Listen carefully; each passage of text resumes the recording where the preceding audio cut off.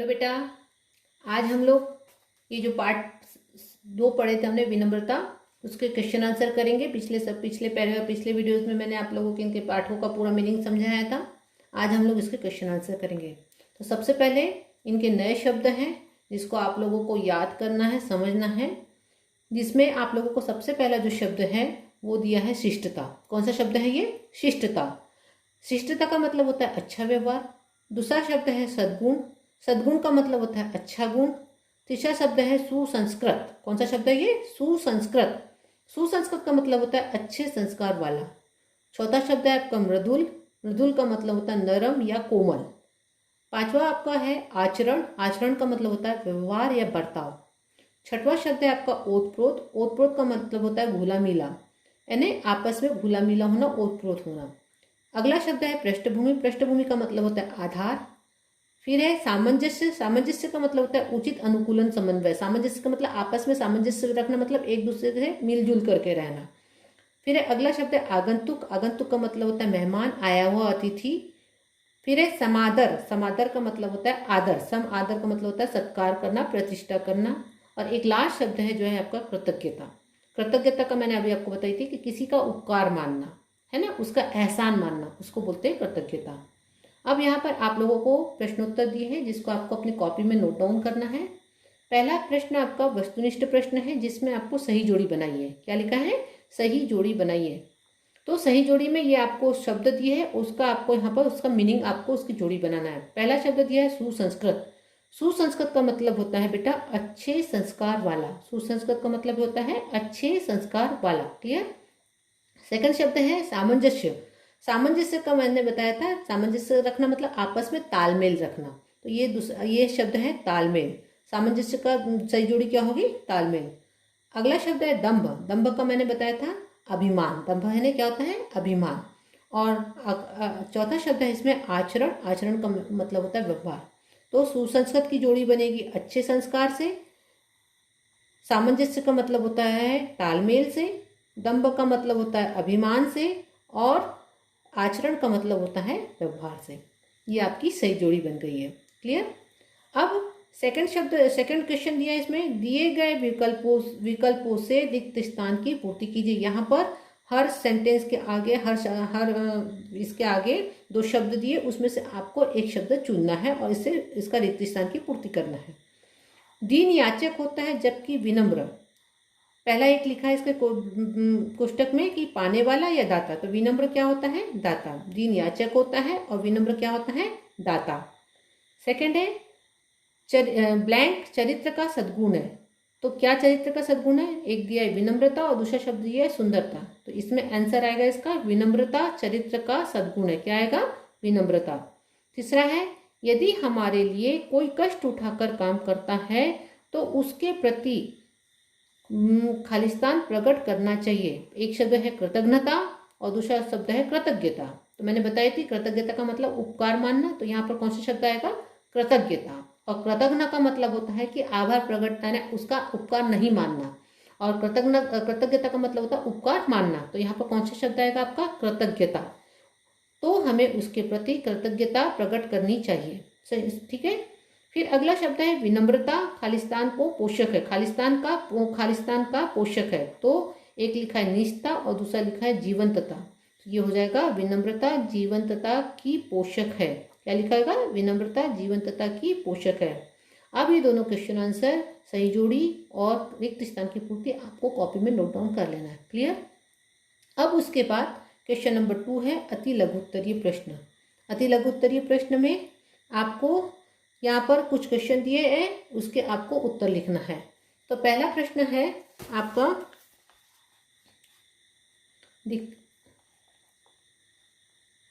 पहला प्रश्न है आपका विनम्रता शब्द का अर्थ बताइए। तो इसका उत्तर होगा विनम्रता शब्द का अर्थ है अच्छा व्यवहार। क्या है इसका अर्थ? विनम्रता शब्द का अर्थ है अच्छा व्यवहार। सेकंड क्वेश्चन है विधु के व्यवहार से वीरेंद्र क्यों प्रभावित हुए? विधु यानी वो उनकी लड़की थी, उसके व्यवहार से वीरेंद्र क्यों प्रभावित हुए? तो उसमें इसका आंसर होगा विधु के व्यवहार में विनम्रता थी, इसीलिए वीरेंद्र उनसे प्रभावित हुए। क्या होगा इसका आंसर? विधु के व्यवहार में विनम्रता थी, इसलिए वीरेंद्र उससे प्रभावित हुए। समझ में आ गई इतनी बात?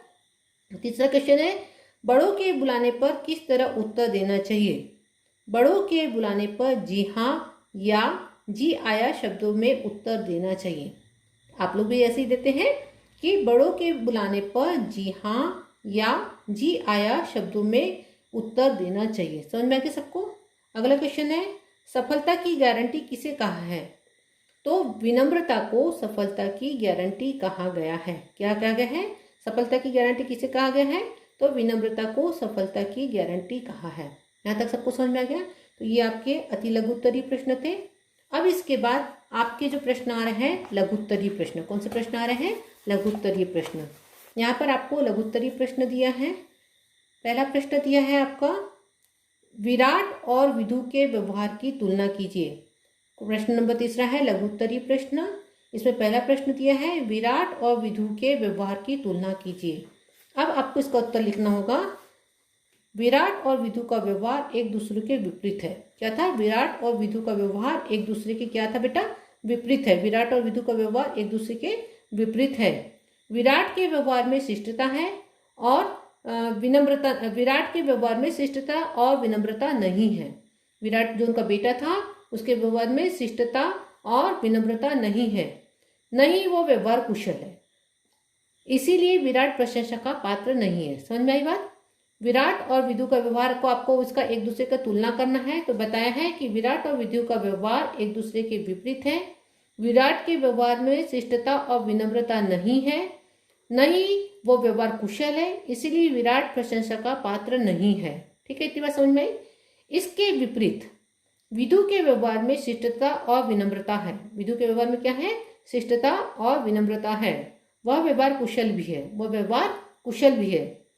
अपने इस सद्गुण के कारण वह प्रशंसनीय है। ऐसा इसका उत्तर लिखना है आपको। अपने इस सद्गुण के कारण वह प्रशंसनीय, क्या शब्द है ये? प्रशंसनीय है। आया समझ में आपको? तो ये पहला क्वेश्चन था आपका, विराट और विदु के व्यवहार की तुलना कीजिए। अब दूसरा क्वेश्चन है आपका, विनम्र व्यक्ति की पहचान। विनम्र व्यक्ति की पहचान कैसे होती है? क्या लिखा है? विनम्र व्यक्ति की पहचान कैसे होती है? इसका उत्तर लिखना है आपको। विनम्र व्यक्ति की पहचान उसके सद्व्यवहार से होती है। कैसे होती है? विनम्र व्यक्ति की पहचान उसके सद्व्यवहार से होती है। वह अपने से बड़े छोटों के प्रति यथोचित आदर सत्कार और प्यार के भावों को प्रकट करता है।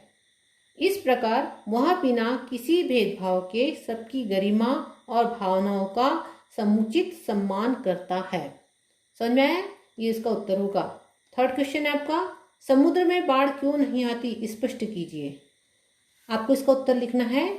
समुद्र में गंभीरता होती है, उसमें अपना अनुशासन होता है, वह अपनी सीमा में ही रहता है, वह अपनी सीमा में ही रहता है, वह सीमा में ही रहता है, वह अपनी सीमा से कभी बाहर नहीं आता है। इस प्रकार अपनी सीमा में ही रहकर वह नदियों के पानी, जीव जंतुओं, पेड़ पौधों को अपने में समा लेता है। वह आवेश में नहीं आता है, शांत रहता है। इस कारण से समुद्र में बाढ़ न आने का मूल कारण उसका विनम्र अनुशासन है। समझ में आया? ये मैंने पूरा इसका आंसर लिखा है, आप लोगों को देख करके समझ करके इसको लिख लेना है। फिर से मैं पढ़ रही हूँ। समुद्र में गंभीरता होती है, उसमें अपना अनुशासन होता है, वह अपनी सीमा में ही रहता है, वह अपनी सीमा से कभी बाहर नहीं आता है। इस प्रकार अपनी सीमा में ही रहकर वह नदियों के पानी, जीव जंतुओं, पेड़ पौधों को अपने में समा लेता है। वह आवेश में नहीं आता है, शांत रहता है। समुद्र में बाढ़ न आने का मूल कारण उसका विनम्र अनुशासन है। हो गया? इतनी बात समझ में आ गई? अगला क्वेश्चन है, दीन याचक होता है जबकि विनम्र दाता, इसका आंसर स्पष्ट कीजिए। इसका अर्थ आपको इसका मतलब बताना पड़ेगा। दीन व्यक्ति निरीह होता है। दीन व्यक्ति क्या होता है? निरीह होता है, वह दूसरों से कुछ चाहता है। इसके ठीक विपरीत विनम्र व्यक्ति में अपनापन होता है, वह प्यार बांटता है। विनम्र व्यक्ति में क्या होता है? अपनापन होता है, वह प्यार बांटता है, परस्पर मेल मिलाप का वातावरण तैयार करता है, इस प्रकार दीन याचक होता है और विनम्र व्यक्ति दाता। फिर से पढ़ रही हूँ मैं। दीन व्यक्ति निरीह होता है, वह दूसरों से कुछ चाहता है। इसके ठीक विपरीत विनम्र व्यक्ति में अपनापन होता है, वह प्यार बांटता है, परस्पर मेल मिलाप का वातावरण तैयार करता है। इस प्रकार दीन याचक होता है और विनम्र व्यक्ति दाता। ये इसका उत्तर होगा। अगला क्वेश्चन है, विनम्रता कब प्रभाव पैदा करती है? विनम्रता कब प्रभाव पैदा करती है? इसका उत्तर लिखना पड़ेगा।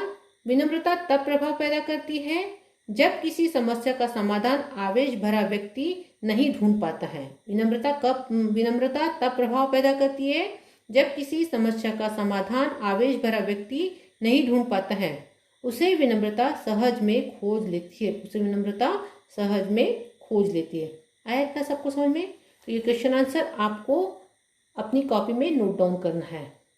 अब उसके बाद आप लोगों को यहाँ पर शब्द दिए हैं जिसको आपको बोलना है, लिख करके देखना है ताकि आपको यहाँ पर मात्रा समझ में आए। पहला शब्द दिया है यहाँ पर प्रतीक्षा, दूसरा शब्द दिया है प्रशंसा, तीसरा शब्द दिया है सुसंस्कृत, चौथा शब्द दिया है पृष्ठभूमि, पांचवा शब्द दिया है सामंजस्य, छठवां शब्द दिया है जीवंतता। इसके पहले भी आपको ये पाठ में आपको ये शब्द आ चुके हैं।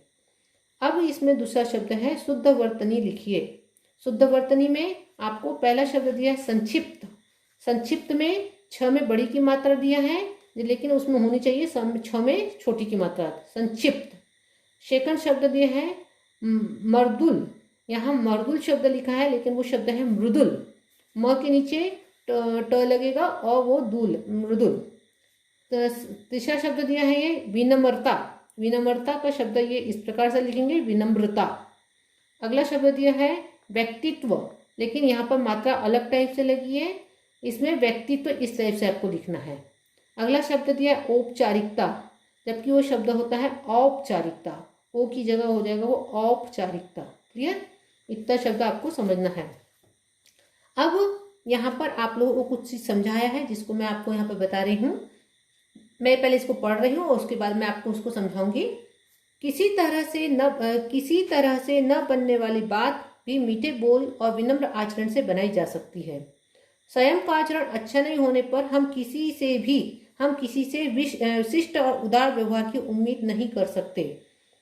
शिष्ट व्यवहार से हम अपने चरित्र को तो निखारते ही हैं और साथ ही में सुंदर समाज बनाने में भी भागीदार रहते हैं। अब यहाँ पर आप लोगों को बताया है कि जिस व्यक्ति का व्यवहार विनम्र होगा उसे लोग चाहेंगे, उसे लोग पसंद करेंगे, लोग उसकी बात सुनेंगे। अगर कोई व्यक्ति रूढ़ होगा तो लोग उसकी बात नहीं सुनते हैं। अब इस यहाँ पर जो बात की है उसके आगे आपको बताया, उपयुक्त रेखांकित शब्दों में विशेषण और विशेष शब्दों का प्रयोग हुआ है। बोल, आचरण, व्यवहार और समाज शब्द विशेष्य हैं। इन शब्दों की विशेषता मीठे, विनम्र, उदार, शिष्ट और सुंदर विशेषण शब्दों से बताइए।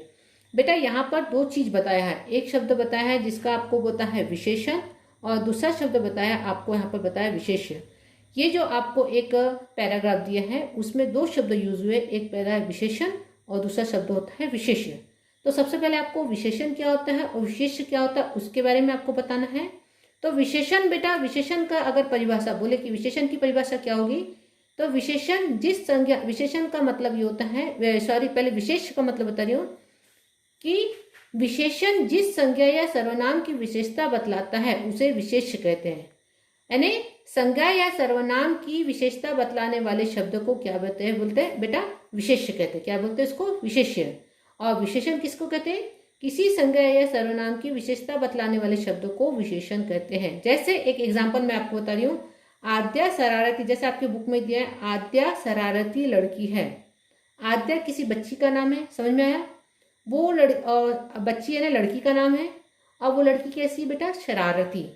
तो यहाँ पर विशेषण क्या हो जाएगा? शरारती, और विशेष्य क्या हो जाएगा? लड़की। मतलब विशेष्य किसको बोलेंगे? संज्ञा या सर्वनाम, वो क्या होगा? विशेष्य होगा।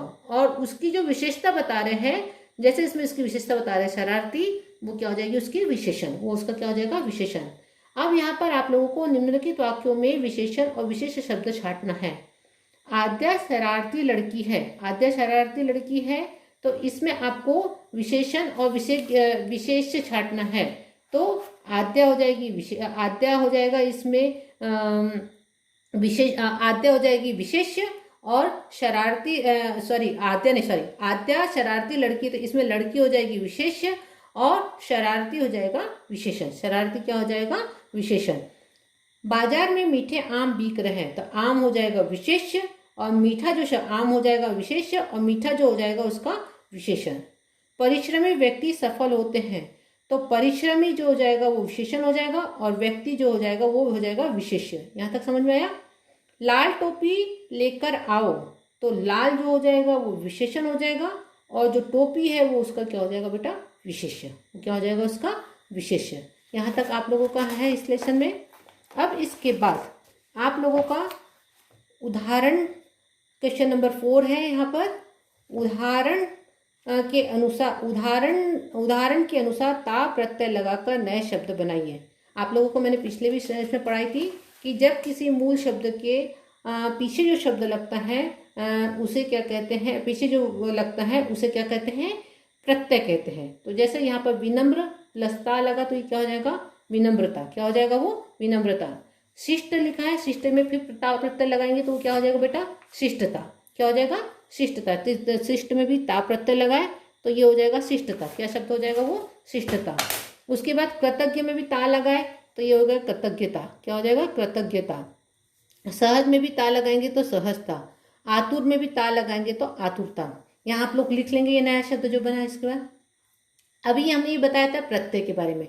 किसके बारे में बता रहे थे हम लोग? ये प्रत्यय में कि मूल शब्द के पीछे जो शब्द लगता है वो कहलाता है प्रत्यय। अब मूल शब्द के जो सामने लगता है, मूल शब्द के सामने लगने वाले शब्द को क्या बोलते हैं बेटा? उपसर्ग। ये मैंने पिछले लेसन में भी पढ़ाया था। मूल शब्द के सामने जो लगता है उसे बोलते हैं उपसर्ग, मूल शब्द के जो पीछे लगता है उसको बोलते हैं प्रत्यय। अब यहाँ पर क्या बोला है? पाठ में सु उपसर्ग, जैसे सुमधु, सुसंस्कृत आदि शब्द बना है। निम्नलिखित शब्दों के सु उपसर्ग लगा करके नए शब्द बनाना। यहाँ पर आपको शब्द दिए हैं, इसमें उपसर्ग सु लगाना है और इसके नए शब्द बनाना है। तो जैसे पहला शब्द दिया है गंध, गंध के सामने क्या लगाना है आपको? सु, और क्या बन जाएगा वो? सुगंध। क्या बन जाएगा वो? सुगंध। दूसरा शब्द दिया है पुत्र, पुत्र के सामने सु लगाना है तो हो जाएगा सुपुत्र। फल, फल के सामने सु लगाना है तो हो जाएगा सुफल। अगला दिखा है मुखी, मुखी के सामने सु लगाना है तो सुमुखी। अगला शब्द दिया है संस्कार, संस्कार के सामने सु लगाना है तो सुसंस्कार। और योग, तो योग के सामने सु लगाना है तो हो जाएगा सुयोग। क्या हो जाएगा वो? सुयोग। यहाँ तक सबको समझ में आया? मतलब ये मूल शब्द है, मूल शब्द के सामने जो शब्द लगता है उसको क्या बोलते हैं बेटा? उपसर्ग। क्या बोलते हैं? उपसर्ग। अगला 6वां क्वेश्चन है, निम्नलिखित शब्दों को उनके उचित विलोम रेखा खींच करके मिलाइए। यहाँ पर है ना विरुद्धार्थी विपरीत शब्द लिखना है। उचित, उचित का विपरीत शब्द होगा अनुचित। क्या हो जाएगा? अनुचित। अगला शब्द है औपचारिक, औपचारिक का जो विपरीत शब्द हो जाएगा वो अनौपचारिक। समझ में आ रहा है? अपेक्षा, अपेक्षा का जो विरोधी शब्द हो जाएगा वो हो जाएगा उपेक्षा। फिर है सद्गुण, सद्गुण का जो हो जाएगा वो दुर्गुण। और आदर, आदर का हो जाएगा अनादर। इस चीज़ को भी आपको कॉपी में नोट डाउन करना है। तो यहाँ पर हम लोगों का ये लेसन खत्म होगा, जिसमें हमने लेसन में विनम्रता के बारे में पढ़े, विनम्रता किसे कहते हैं उसे पढ़े, विनम्रता व्यक्ति को विनम्र होना चाहिए उसके बारे में पढ़े। अब आप लोग इसको पढ़िए, इसके क्वेश्चन आंसर को कॉपी में नोट डाउन कर लीजिए। समझ में आ गया? तो आज हम लोग इतना ही पढ़ेंगे। अब अगले दिन हम लोग पार्ट तीसरा जो होगा उसको पढ़ेंगे। क्लियर? तो आज तक का जितना काम है आप लोग अपने पूरी कॉपी में नोट डाउन रीड करके पूरा कॉपी में अपना कंप्लीट कर दीजिएगा। कोई भी अपनी कॉपी को इनकम्प्लीट मत रखिएगा, साथ साथ करते चले जाइएगा, क्योंकि एक सब्जेक्ट को आने में 2-3 दिन लग जाता है, जब तक कि उसके बीच में दूसरे सब्जेक्ट रहते हैं। तो आप लोग इस चीज़ को भी छोड़िए नहीं, आपको इसको पूरा कंप्लीट कॉपी को तैयार करना है। कोई भी बच्चा अपनी कॉपी, यानी सभी बच्चों को अपनी कॉपी बनाना है और कॉपी को कंप्लीट रखना। जो क्वेश्चन आंसर है पहले लेसन को पढ़ना है और क्वेश्चन आंसर को कॉपी में नोट डाउन करना है। क्लियर? तो चलिए आज यहीं ख़त्म करते हैं। धन्यवाद।